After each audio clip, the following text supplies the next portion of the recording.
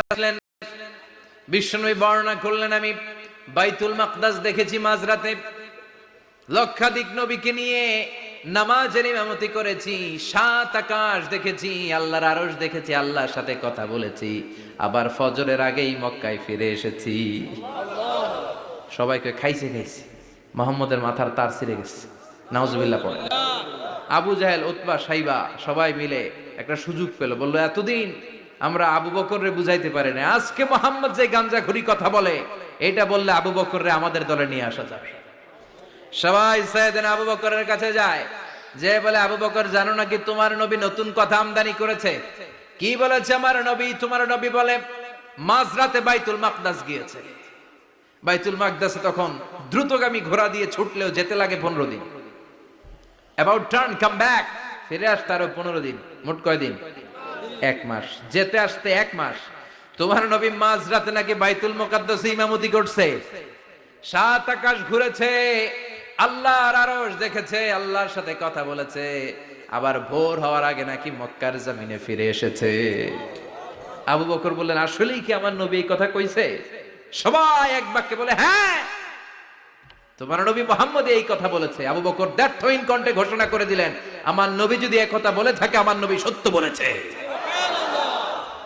সত্য বলেছে, তিনি কখনো মিথ্যা বলতে পারে? বিশ্বনবী খুশি হয়ে গেলেন, সাইয়েদনা আবু বকরের জন্য দোয়া করে দিলেন, আর বললেন আবু বকর আনতা লাস্তা আবু বকর ফাকাত, আজকে থেকে তুমি শুধু আবু বকর নও, আজকে থেকে তুমি আবু বকর সিদ্দিক। সিদ্দিক, সত্য গ্রহণে, সত্য প্রকাশে, সত্য মানার ক্ষেত্রে আপোষহীন, কোনো আপোষ নাই। চিল্লা এখন ঠিক কিনা? সে আল্লাহ বললেন ওয়াযকুর ফিল কিতাবি ইব্রাহিম ইন্নাহু কানা সিদ্দীকান নাবিয়্যা।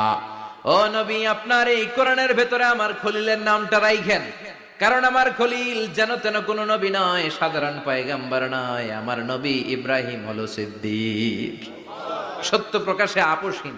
এজন্য আল্লাহ খুশি হয়ে ওনার একটা টাইটেল দিলেন, টাইটেলটা হলো খলিল। ওয়াত্তাখাযাল্লাহু ইব্রাহিমা, চিল্লায় বলেন ওয়াত্তাখাযাল্লাহু ইব্রাহিমা, আমি ইব্রাহিমকে খলিল বানিয়েছি। খলিল মানে দোস্ত। খলিল মানে কি? আল্লাহ দুনিয়ার একজনের দোস্ত ডাকে, কি মজার ব্যাপার, কেমন লাগে তার কাছে শুনতে? সুবহানাল্লাহ কইবেন না? ওনারে বানাইলেন খলিল, আর বিশ্বনবীরে বানাইলেন হাবিব। সুবহানাল্লাহ পড়েন। বাপ বেটা সব নিয়ে গেছে। সাইয়েদনা ইব্রাহিম হচ্ছেন বাবা, আর বিশ্বনবী ছেলে। বিশ্বনবীর অনেক উপরের পুরুষ হচ্ছে সাইয়েদনা ইব্রাহিম, তো এটা পরদাদা না, বাবা না? বিশ্বনবী বলতেন আনা দাওয়াতু আবি ইব্রাহিম, আমি নবীরে পেয়ে নাচানাচি করো, আমি তো ইব্রাহিম আলাইহিস সালামের দোয়ার ফসল। উনি যদি মক্কায় দাঁড়িয়ে দোয়া না করতেন, আমার বিশ্বনবীর জন্ম হতো না। সুবহানাল্লাহ পড়েন। এজন্য বাবা হলো খলিল, ছেলে হলো হাবিব।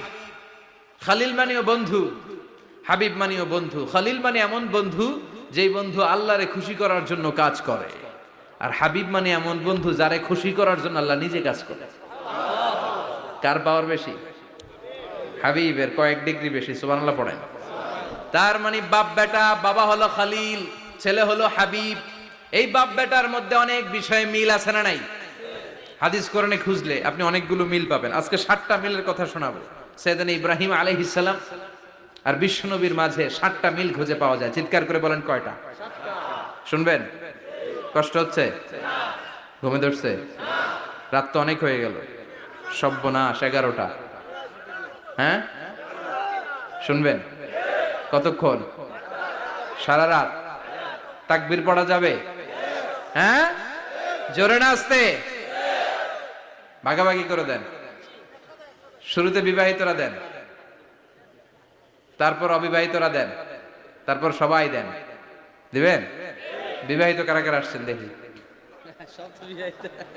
ঘটন নাকি? অবিবাহিত নাই এলাকায়? হ্যাঁ, কম। মাশাআল্লাহ, তো বরকতের এলাকা।